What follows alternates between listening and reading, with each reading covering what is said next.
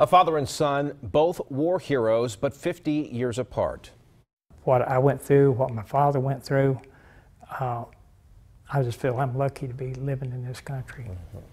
The nation marking 100 years since guns fell silent in World War I, also today honoring veterans from all wars. Eyewitness News reporter Mark Becker shares the remarkable story of a retired Charlotte police officer and his father and their memories from World War I and Vietnam.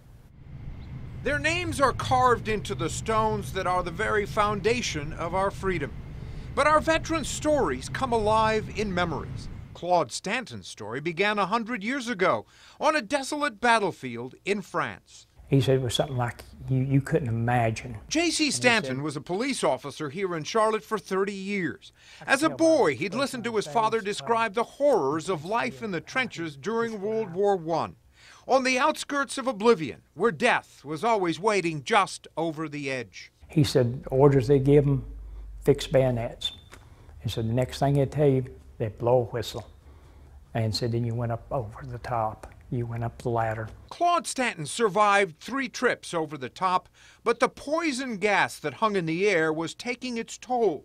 His lungs started burning bad. He said that he had trouble breathing. Then on his way to a field hospital, he'd have a remarkable encounter. They picked him up in a T-model truck with a canvas on it. And he said that he said it was odd because he said, remember, there was cartoons drawn on the canvas. And he said it was a young, tall, lanky kid. He said a lot younger than me. It wasn't until decades later that Claude Stanton realized that young ambulance driver was a man named Walt Disney. Those cartoons were actually doughboys, cartoonish like doughboys that he had drew on the things. Disney would go on to build an entertainment empire.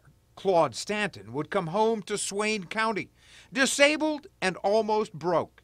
And he'd fight the next 25 years to get his veterans' benefits. And they finally went back and back paid him, but you know, $50 a month, even for 10 years, that's not a whole lot of money. In 1968, J.C. Stanton would follow in his father's footsteps and enlist in the Army.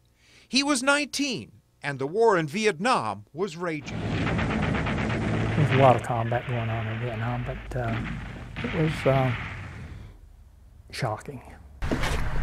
Stanton survived 2 tours of duty in Vietnam. Like his father, he paid a physical price. Exposure to Agent Orange would lead to cancer.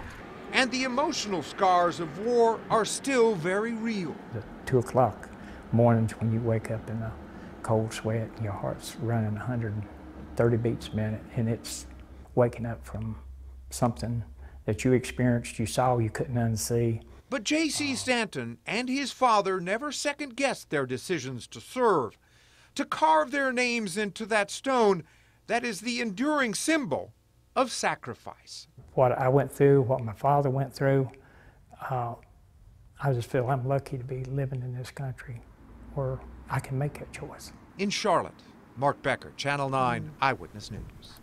Men of honor. Well, 5 years ago, the Veterans Office in Asheville actually found 2 of Claude Stanton's medals that had been missing for 95 years, and they were presented to his widow, who is now 101 years old, one of the few surviving widows of World War I veterans.